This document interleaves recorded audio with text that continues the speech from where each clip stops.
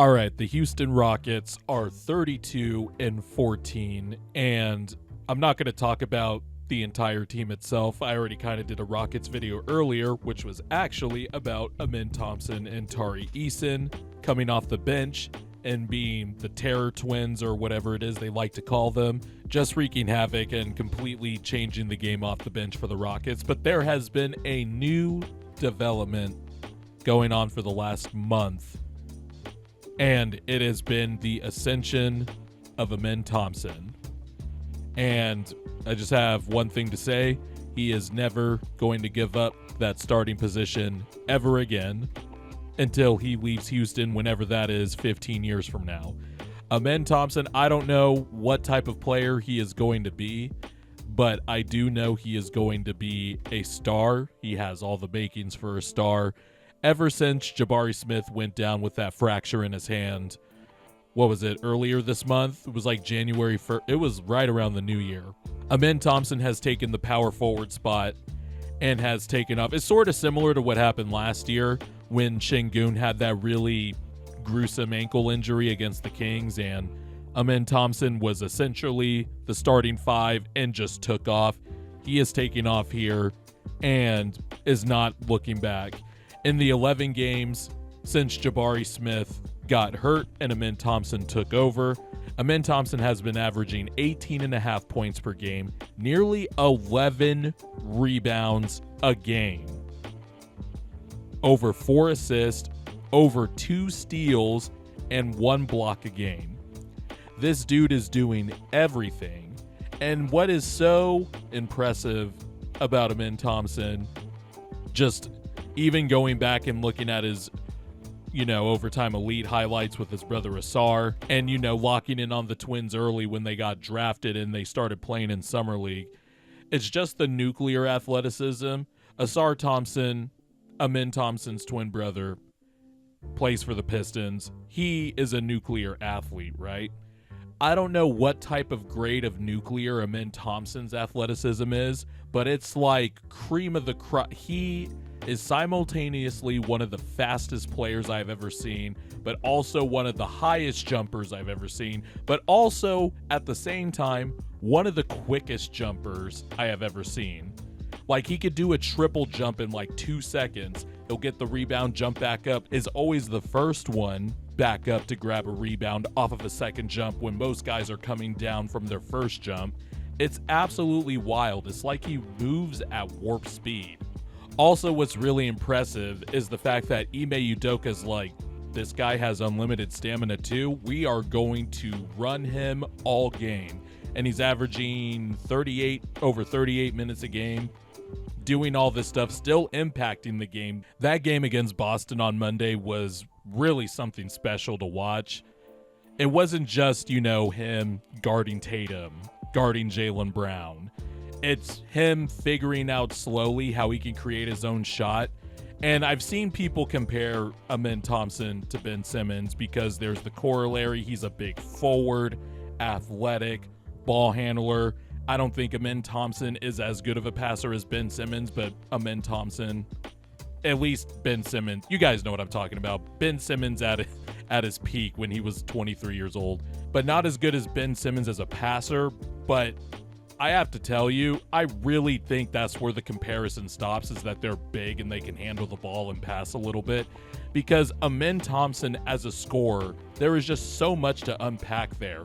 The being a primary ball handler and not being able to shoot being a detriment rule applies to Simmons and a lot of people, but I feel like Amen Thompson is the one exception to the rule because, and this is something I saw on Twitter, somebody brought it up, but Amen Thompson is such a ridiculous fucking athlete that it just feels like rules don't apply to him. He can still get to his spots.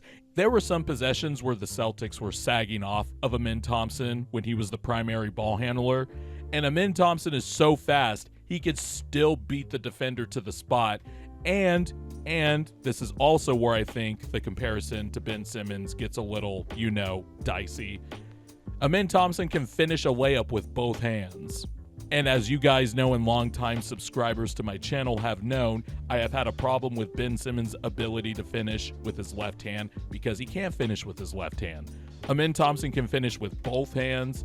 He has like a little floater thing he's figured out. My point is he has figured out ways to work around his limitation of being able to shoot outside of 15, 17 feet. And honestly, he's such a hard worker, and I don't think the mechanics are too bad. I mean, they're bad, but they've improved. I feel like he's going to be a solid shooter eventually. I don't know. I just trust his work ethic and all that. And also what I really love about Amen Thompson is that he just has this fuck you mentality. Now, obviously, that can manifest in some ways where maybe, you don't want to get suspended or something, like when he threw Tyler Hero absolutely to the floor like a rag doll. But that just shows you that this dude, you shouldn't be throwing around people like that, but you could tell this dude doesn't take any shit on the court, takes the job very seriously, loves the game very seriously. And you could see that going all the way back to Overtime Elite with him and his brother. They just have these fuck you mentalities, and I'm going to do whatever it takes to win. And when you have athleticism and physical gifts like that, and apparently unlimited stamina, Ime Udoka is going to be like, hey man, I'm going to fucking run you 38 minutes a game. We're going to start you. And in return, we're going to let you figure some shit out and make some mistakes because your development is very obviously crucial to, the trajectory of the Houston Rockets. And the Houston Rockets are interesting, man, because the De'Aaron Fox stuff started popping up yesterday. And obviously, the connections everybody started making was Houston before, a lot of reporters came out and said actually San Antonio was the destination. And it had me thinking, maybe the Rockets shouldn't make any moves this year. Unless, obviously, they want to get some assets back for players they know they can't bring back. Like, I wonder what's going to happen with Jabari Smith Jr. now.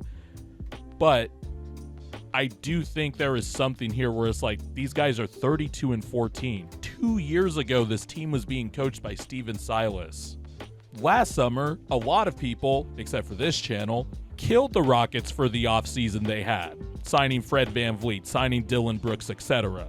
When I was sitting here like, no, looking at these contracts and how their cap space is structured in the future, there's some merit to adding adults in the room to help out the young talent, like a Jalen Green, too, for example.